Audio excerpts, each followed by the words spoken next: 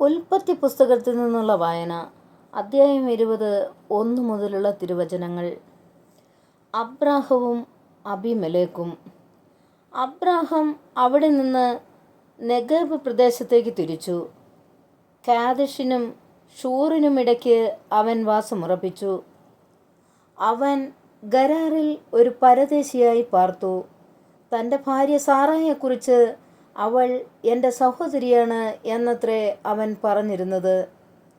ഗരാറിലെ രാജാവായ അബിമേലെക്ക് സാറായെ ആളയച്ചു വരുത്തുകയും സ്വന്തമാക്കുകയും ചെയ്തു. ദൈവം രാത്രി സ്വപ്നത്തിൽ പ്രത്യക്ഷപ്പെട്ട് അബിമേലെക്കിനോട് പറഞ്ഞു, നീ സ്വന്തമാക്കിയിരിക്കുന്ന സ്ത്രീ നിമിത്തം നീ ഇതാ പിണമായി തീരുവാൻ പോകുന്നു. കാരണം അവൾ ഒരുവൻ്റെ ഭാര്യയാണ്. അബിമേലെക്ക് അവളെ സമീപിച്ചിട്ടില്ലായിരുന്നു. അവൻ ചോദിച്ചു, കർത്താവേ, നിരപരാധനെ അങ്ങ് വധിക്കുമോ? അവൾ എൻ്റെ സഹോദരിയാണ് എന്ന് അവൻ തന്നെയല്ലേ എന്നോട് പറഞ്ഞത്? അവൻ എൻ്റെ സഹോദരനാണ് എന്ന് അവളും പറഞ്ഞു. നിർമ്മല ഹൃദയത്തോടും കറയറ്റ കൈകളോടും കൂടെയാണ് ഞാൻ ഇത് ചെയ്തത്. അപ്പോൾ ദൈവം സ്വപ്നത്തിൽ അവനോട് പറഞ്ഞു, നിർമ്മല ഹൃദയത്തോടു കൂടിയാണ് നീ ഇത് ചെയ്തത് എന്ന് എനിക്കറിയാം. എനിക്കെതിരായി പാപം ചെയ്യുന്നതിൽ നിന്ന് ഞാനാണ് നിന്നെ തടഞ്ഞത്. അതുകൊണ്ടാണ് അവളെ തൊടാൻ നിന്നെ ഞാൻ അനുവദിക്കാതിരുന്നത്. അവൻ്റെ ഭാര്യയെ തിരിച്ചേൽപ്പിക്കുക. അവൻ പ്രവാചകനാണ്. അവൻ നിനക്ക് വേണ്ടി പ്രാർത്ഥിക്കും. നീ ജീവിക്കുകയും ചെയ്യും. എന്നാൽ നീ അവളെ തിരിച്ചേൽപ്പിക്കുന്നില്ലെങ്കിൽ നീയും നിന്റെ ജനങ്ങളും മരിക്കും എന്നറിയുക. അബിമേലെക്ക് അതിരാവിലെ എഴുന്നേറ്റ് സേവകന്മാരെയെല്ലാം വിളിച്ച് ഇക്കാര്യങ്ങൾ പറഞ്ഞു. അവർ വളരെ ഭയപ്പെട്ടു.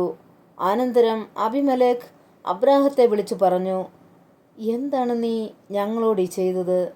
നിനക്കെതിരായി ഞാൻ എന്തു തെറ്റ് ചെയ്തിട്ടാണ് എൻ്റെയും എൻ്റെ രാജ്യത്തിൻ്റെയും മേൽ ഇത്ര വലിയ തിന്മ വരുത്തി വെച്ചത്?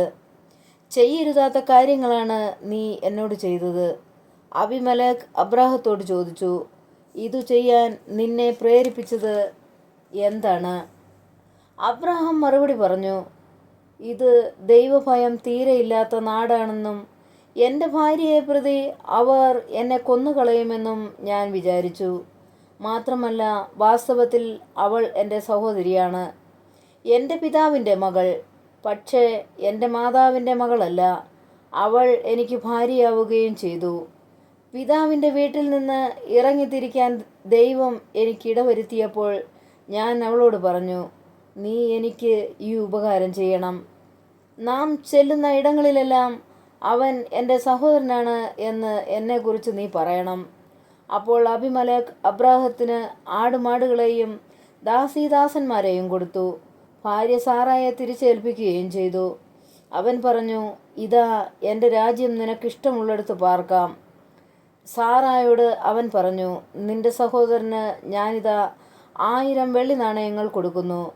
നിന്റെ കൂടെയുള്ളവരുടെ മുമ്പിൽ നിന്റെ നിഷ്കളങ്കതയ്ക്ക് അത് തെളിവാകും.